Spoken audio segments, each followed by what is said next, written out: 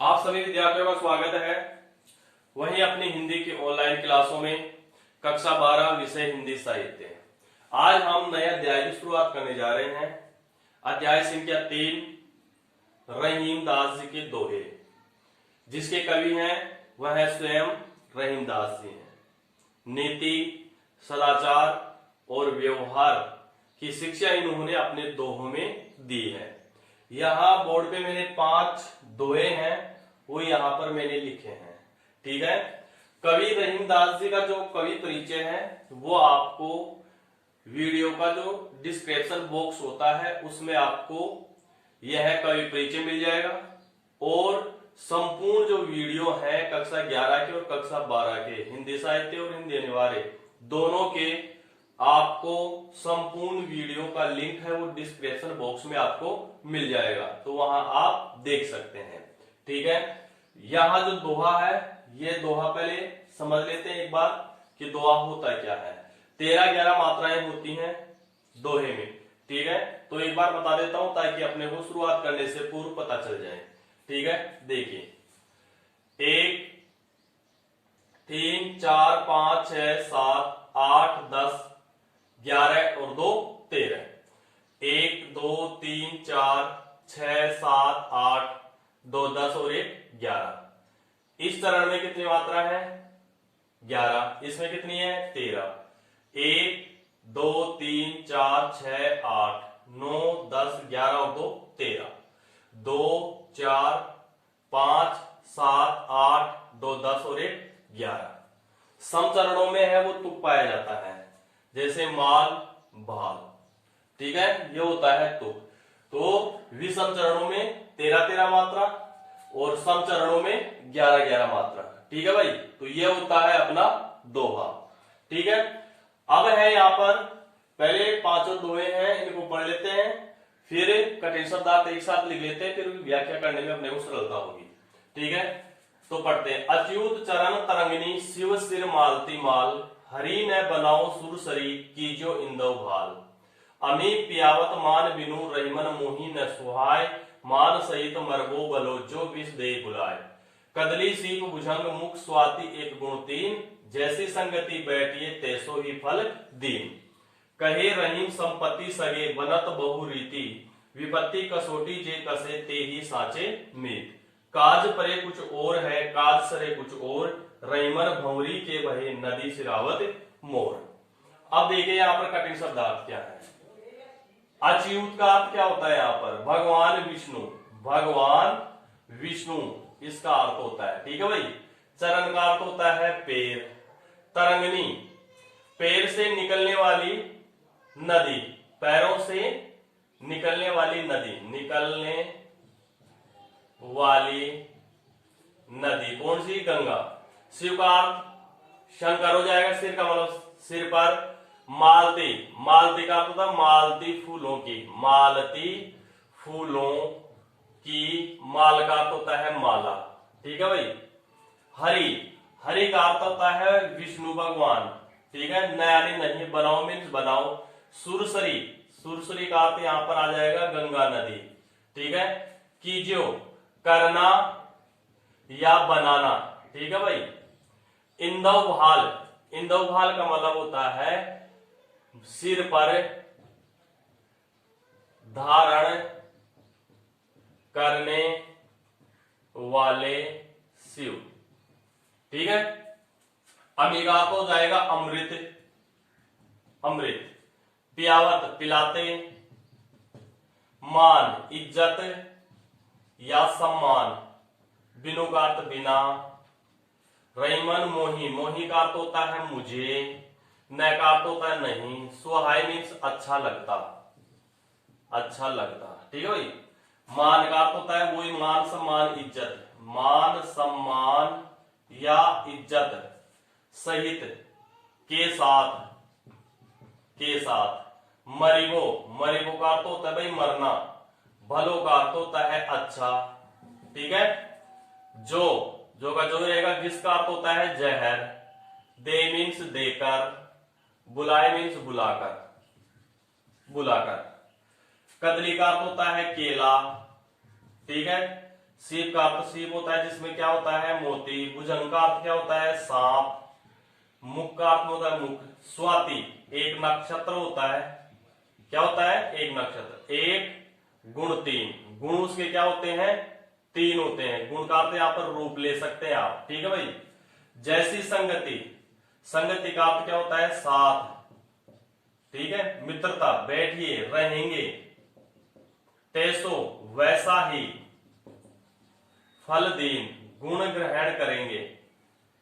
कही रहीम संपत्ति, संपत्ति का अर्थ होता है धन दौलत, ठीक है भाई। सगे साथी। बनत बनते। बहुत, बहुत का मतलब बहु, बहु का मतलब होता है अनेक। रीति, रीति का अर्थ होता है परंपराएं, परंपराएं या रिश्तेदार, रिश्तेदार। विपत्ति, विपत्ति का अर्थ होता है संकट। कसौटी का अर्थ होता है परीक्षा। कसे, जे कसे, कसे का अर्थ होता है देखना या परखना। ते यानी वे। ही साचे, साचे का अर्थ हो जाएगा सच्चे। मीत का अर्थ हो जाएगा भाई मित्र, ठीक है भाई। काज, काज का अर्थ होता है काज परे। दोनों का अर्थ है ना काम होने पर। कुछ का अर्थ होता है कुछ और है। अलग व्यवहार है, अलग व्यवहार है। काज सरे काम निकल जाने पर, काम निकल जाने पर कुछ और है और व्यवहार हो जाता है, ठीक है। रईमन भंवरी, भंवरी का अर्थ होता है भाई फेरे होना। 7 फेरे होते हैं ना वो। भय हो जाने पर, हो जाने पर, ठीक है। नदी सिरावत, सिरावत का अर्थ होता है बहा देते हैं, बहा देते हैं।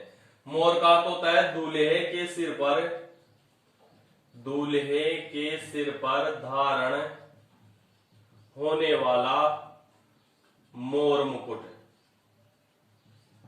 ठीक है भाई। इस प्रकार सारे कवि शब्द आप देख लिए। अब एक एक पद की व्याख्या करते हैं। पहला पद है वो भक्ति रस से लिया गया है। यहां रहीमदास जी हैं कवि जो मुसलमान होते हुए भी हिंदू देवी देवताओं के प्रति उनकी आस्था बहुत ही अच्छी थी, ठीक है। तो यहां पहले पद में यहां पर गंगा नदी से अपने उद्धार की कामना कर रहा है। क्या कर रहा है रहीमदास जी, देखिए। अच्युत चरण तरंगिणी, प्रस्तुत पद में कवि रहीमदास जी मां गंगा की स्तुति करते हुए कहते हैं अच्युत चरण तरंगिणी की, हे मां गंगा आप भगवान विष्णु के पैरों से निकलने वाली हैं, यानी आप भगवान विष्णु के चरणों से आप निकलती हैं। वहां से आपकी शुरुआत होती है। कहां से? भगवान विष्णु के पैरों से, चरणों से। शिव सिर मालती माल, और आप भगवान शिव शंकर है, उस शंकर भगवान के सिर पर आप मालती फूलों की जो माला है ना, उस मालती फूलों की माला में आप क्या है? सुशोभित है, ठीक है। हरि ने बनाओ सुरसरी, कवि यहां पर रहीमदास जी कहते हैं कि हे गंगा नदी, आप मुझे, अगर आप मेरा कल्याण करना चाहती है ना, तो आप मुझे विष्णु भगवान मत बनाना, आप मुझे विष्णु भगवान मत बनाना। क्यों? क्योंकि आप विष्णु भगवान के चरणों से निकलती हैं, इसलिए मैं पाप का भागी नहीं बनना चाहता। किसका भागी? पाप का भागी नहीं बनना चाहता हूं, इसलिए आप मुझे विष्णु भगवान मत बनाना। अगर मेरा कल्याण करना चाहते हैं, उद्धार करना चाहते हैं, तो आप मुझे क्या बनाए? कि जो इंदव भाल, जिस प्रकार से भगवान शंकर हैं, आपको अपने सिर पर धारण करने वाले हैं, यानी आपको भगवान शंकर ने अपने सिर पर धारण कर रखा है। तो अगर आप मुझे बनाना ही चाहती हैं, मेरा उद्धार ही करना चाहती हैं ना, तो आप मुझे शंकर भगवान के जैसे बनाना, ताकि मैं आपको अपने सिर पर क्या कर सकूं?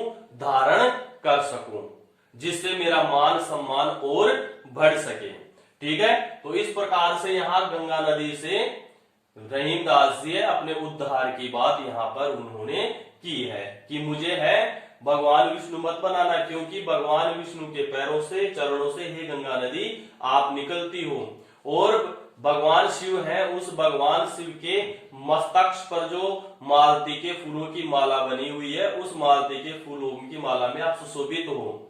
तो हे गंगा मैया, अगर आपको मेरा उद्धार ही करना है, मेरा कल्याण करना है, तो मुझे विष्णु भगवान न बनाकर आप मुझे क्या बना दीजिए, शंकर भगवान बना दीजिए, ताकि मैं आपको अपने सिर पर धारण कर सकूं और भगवान विष्णु के पैरों में बहने के कारण मैं आपका पाप का भागी न बनूं। ठीक है। तो यहां पर देखिए, अब इसमें क्या हो जाएगा, यहां पर देखिए भाषा कौन सी हो जाएगी, इसकी भाषा हो जाएगी ब्रज भाषा। ठीक है, ब्रज भाषा। ठीक है। दूसरा तत्सम तद्भव शब्द, तत्सम तद्भव शब्द। तीसरा यहां पर अनुप्रास अलंकार। ठीक है।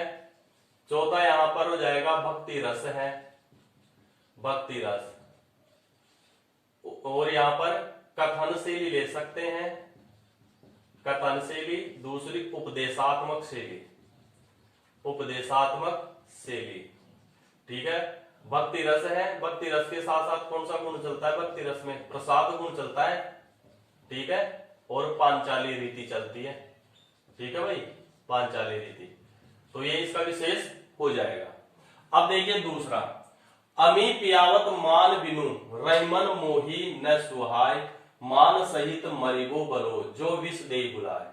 प्रस्तुत पद में रहीमदास जी वर्णन करते हुए कहते हैं, अमीय पियावत मान बिनु, कि जो मुझे बिना मान सम्मान के, बिना इज्जत के अगर मुझे कोई अमृत पिलाता है, बिना मान सम्मान के अगर मुझे कोई अमृत पिलाता है, रहीमन मोहि न सुहाय, तो मुझे वह बिल्कुल भी अच्छा नहीं लगता, अपनी इज्जत कर ही नहीं रहा, और बिना मान सम्मान के जबरदस्ती अपने को क्या पिलाया जा रहा है, अमृत पिलाया जा रहा है। तो रहीमदास जी ये कहते हैं कि मुझे बिना इज्जत के, बिना मान सम्मान के अमृत पीना मुझे बिल्कुल अच्छा नहीं लगता है। मान सहित मरबो भलो, आगे रहीमदास जी कहते हैं कि मान सम्मान के साथ, मान सम्मान के साथ मरना मुझे अच्छा लगता है। अगर कोई मेरा मान सम्मान कर रहा है, इज्जत कर रहा है, और उसके लिए अगर मुझे मरना भी पड़े तो भी वो मेरे को अच्छा लगता है।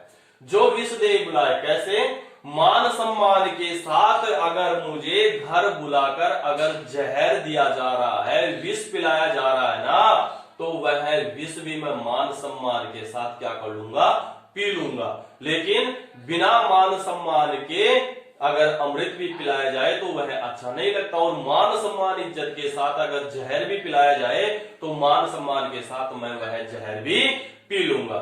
ठीक है। तो इस प्रकार से यहां पर इसका व्याख्या देखिए। अब यहां पर देखते हैं इसका विशेष क्या हो जाएगा। विशेष में देखिए यहां पर ये भक्ति रस नहीं हो जाएगा, यहां पर कथनशीली हो जाएगी। ठीक है। ये भी यहां पर नहीं रहेंगे। ठीक है। अब इसके साथ साथ यहां पर देखिए, अमी पियावत मान बिनु मोहि न सुहाय, मान सहित अनुप्रास अलंकार हो जाएगा। बस ये ऐसे कैसे यहां पर रहेगा। ठीक है।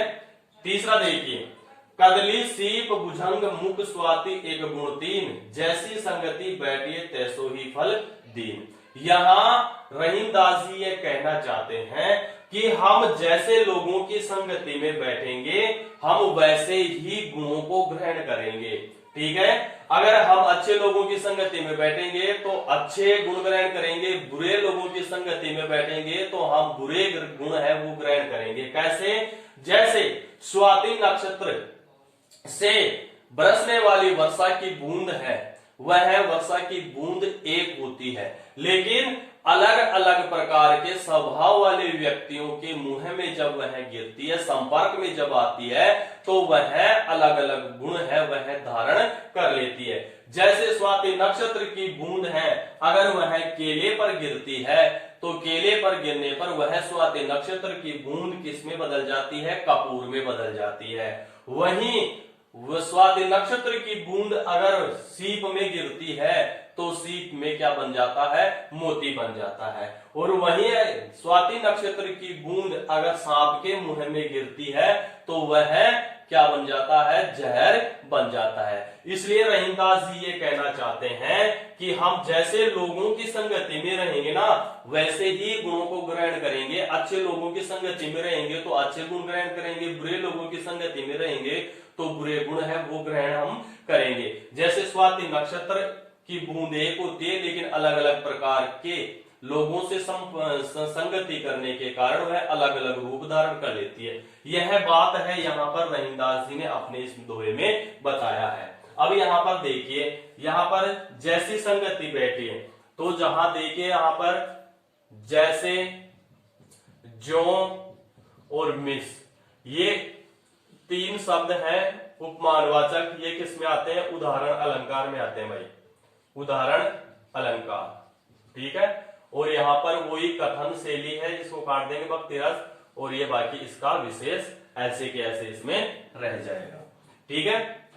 अब देखिए चौथा दोहा, कहे रहीम संपत्ति सगे बनत बहु रीति, विपत्ति कसोटी ते कसे ते ही सांचे मीत। यहां रहीमदास जी ये कहना चाहते हैं, कहे रहीम संपत्ति सगे, जब व्यक्ति के पास धन दौलत रहती है, उसके पास बहुत सारा पैसा रहता है, तो उसके सभी संगी साथी दोस्त उसके बन जाते हैं। कब, जब मनुष्य के पास बहुत सारा धन दौलत होती है, तब उसके बहुत सारे दोस्त मित्र सगे संबंधी बन जाते हैं, ठीक है। और आगे क्या बताया, बनत बहु रीति, और जो दूर दूर के रिश्तेदार हैं, वह दूर दूर के रिश्तेदार भी बहुत अनेक तरह से, अनेक प्रकार से अपने परंपराएं रिश्तेदारों के रिश्तेदार की बात बताकर वह भी क्या बनने की कोशिश करते हैं, उसके रिश्तेदार बनने की कोशिश करते हैं। कब, जब उसके पास बहुत पैसा होता है, ठीक है। समझ में आ गई बात, कहना क्या चाहता है। कब यहाँ पर रहीमदास जी ये कहना चाहते हैं कि व्यक्ति के पास जब संपत्ति रहती है, धन दौलत रहता है, उसके पास बहुत सारा पैसा रहता है, तो उसके बहुत सारे दोस्त मित्र बनते हैं। और इतना ही नहीं, जो उनके रिश्तेदार हैं जिनको पहचानते नहीं है, वह भी अलग अलग प्रकार की जानकारी निकालकर, हम उस रिश्तेदार के रिश्तेदार हैं, वह जानकारी निकालकर भी अनेक परंपराओं से वह क्या हो जाते हैं, अपना रिश्ता उस संपत्ति से जोड़ने का प्रयत्न करते हैं। विपत्ति कसोटी ते कसे, फिर आगे कबीरदास ये कहना चाहते हैं कि ऐसे दोस्तों की और ऐसे रिश्तेदारों की पहचान हमेशा कसौटी के समय में, कसौटी की जो परीक्षा होती है, उस कसौटी की परीक्षा में ही उन्हें परख कर देखा जाता है। ते ही सांचे मीत, अगर विपत्ति के समय में, संकट के समय में अगर ये हमारा साथ देते हैं, तो वो ही हमारे क्या होते हैं, सच्चे मित्र होते हैं। वो मित्र नहीं होते हैं जो धन दौलत होने पर क्या करते हैं, अपने रिश्तेदारी बनाते हैं।